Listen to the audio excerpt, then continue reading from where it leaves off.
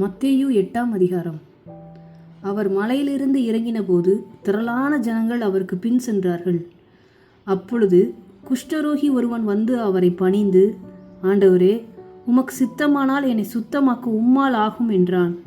இயேசு தமது கையை நீட்டி அவனை தொட்டு, எனக்கு சித்தம் உண்டு, சுத்தமாகு என்றார். உடனே குஷ்டரோகம் நீங்கி அவன் சுத்தமானான்.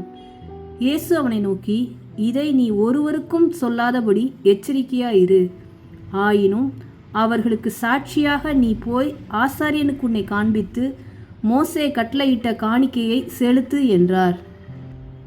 இயேசு கப்பர்நகூமில் பிரவேசித்த போது 100க்கு அதிபதி ஒருவன் அவரிடத்தில் வந்து, ஆண்டவரே, என் வேலைக்காரன் வீட்டிலே திமிர்வாதமாய் கிடந்து கொடிய வேதனைப்படுகிறான் என்று அவரை வேண்டிக் கொண்டான். அதற்கு இயேசு, நான் வந்து அவனை சொஸ்தமாக்குவேன் என்றார். 100க்கு அதிபதி பிரதியுத்தரமாக, ஆண்டவரே, நீர் என் வீட்டுக்குள் பிரவேசிக்க நான் பாத்திரன் அல்ல. ஒரு வார்த்தை மாத்திரம் சொல்லும், அப்பொழுது என் வேலைக்காரன் சொஸ்தமாவான். நான் அதிகாரத்திற்கு கீழ்ப்பட்டவனாய் இருந்தும் எனக்கு கீழ்ப்பட்டிருக்கிற சேவகரும் உண்டு. நான் ஒருவனை போவென்றால் போகிறான், மற்றொருவனை வா என்றால் வருகிறான். என் வேலைக்காரனை இதை செய் என்றால் செய்கிறான் என்றான்.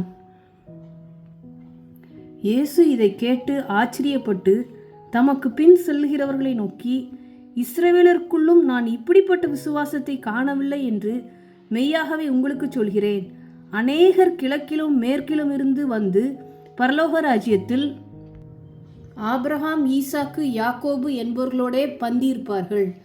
ராஜ்யத்தின் புத்திரரோ புறம்பான இருளிலே தள்ளப்படுவார்கள். அங்கே அழுகையும் பற்கடிப்பும் உண்டாயிருக்கும் என்று உங்களுக்கு சொல்கிறேன் என்றார். பின்பு இயேசு 100க்கு அதிபதியை நோக்கி, நீ போகலாம், நீ விசுவாசித்தபடியே உனக்கு ஆக கடவுது என்றார். அந்த நாளிகையிலே அவன் வேலைக்காரன் சொஸ்தமானான். இயேசு பேதுருவின் வீட்டிலே வந்து அவன் மாமி ஜுரமாய் கிடக்கிறதை கண்டார். அவர் அவள் கையை தொட்ட உடனே ஜுரம் அவளை விட்டு நீங்கிற்று. அவள் எழுந்திருந்து அவர்களுக்கு பணிவிடை செய்தாள். அஸ்தமனமான போது பிசாசு பிடித்திருந்த அநேகரை அவரிடத்தில் கொண்டு வந்தார்கள். அவர் அந்த ஆவிகளை தமது வார்த்தையினாலே துரத்தி பிணியாளிகள் எல்லாரையும் சுத்தமாக்கினார். அவர் தாமே நம்முடைய பலவீனங்களை ஏற்றுக்கொண்டு நம்முடைய நோய்களை சுமந்தார் என்று ஏசாயா தீர்க்கதரிசியினால் உரைக்கப்பட்டது நிறைவேறும்படி இப்படி நடந்தது. பின்பு திரளான ஜனங்கள் தம்மை சூழ்ந்திருக்கிறதை இயேசு கண்டு அக்கறைக்கு போக கட்டளையிட்டார். அப்பொழுது வேதபாரகன் ஒருவன் வந்து, போதகரே, நீர் எங்கே போனாலும் உம்மை பின்பற்றி வருவேன் என்றான்.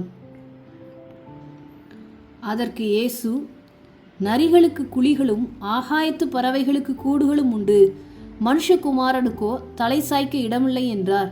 அவருடைய சீஷர்களில் வேறொருவன் அவரை நோக்கி, ஆண்டவரே, முன்பு நான் போய் என் தகப்பனை அடக்கம் பண்ண எனக்கு உத்தரவு கொடுக்க வேண்டும் என்றான். அதற்கு இயேசு, மரித்தோர் தங்கள் மரித்தோரை அடக்கம் பண்ணட்டும், நீ என்னை பின்பற்றி வா என்றார். அவர் படவில் ஏறின போது அவருடைய சீஷர்கள் அவருக்கு பின் சென்று ஏறினார்கள். அப்பொழுது படவு அலைகளினால் மூடப்படத்தக்கதாய் கடலில் பெருங்காற்று உண்டாயிற்று. அவரோ நித்திரையாயிருந்தார். அப்பொழுது அவருடைய சீஷர்கள் வந்து அவரை எழுப்பி, ஆண்டவரே, எங்களை இரட்சியும், மடிந்து போகிறோம் என்றார்கள். அதற்கு அவர், அற்ப விசுவாசிகளே, ஏன் பயப்படுகிறீர்கள் என்று சொல்லி எழுந்து காற்றையும் கடலையும் அதட்டினார். உடனே மிகுந்த அமைதல் உண்டாயிற்று. அந்த மனுஷர்கள் ஆச்சரியப்பட்டு, இவர் எப்படிப்பட்டவரோ, காற்றும் கடலும் இவருக்கு கீழ்ப்படுகிறதே என்றார்கள். அவர் அக்கறையிலே கிர்கேசேனர் நாட்டில் வந்தபோது பிசாசு பிடித்திருந்த 2 பேர் பிரேத கல்லறைகளிலிருந்து புறப்பட்டு அவருக்கு எதிராக வந்தார்கள். அவர்கள் மிகவும் கொடியராய் இருந்தபடியால் அந்த வழியாக ஒருவனும் நடக்கக்கூடாதிருந்தது. அவர்கள் அவரை நோக்கி, இயேசுவே, தேவனுடைய குமாரனே, எங்களுக்கும் உமக்கும் என்ன?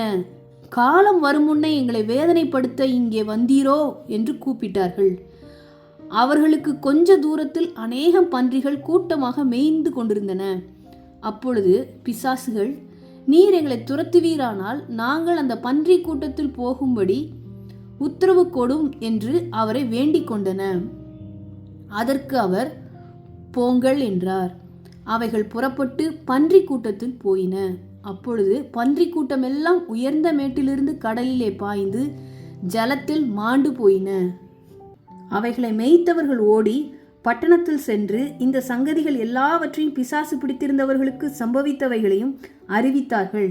அப்பொழுது அந்த பட்டணத்தார் யாவரும் இயேசுவுக்கு எதிர்கொண்டு வந்து அவரை கண்டு தங்கள் எல்லைகளை விட்டு போகும்படி அவரை வேண்டிக் கொண்டார்கள்.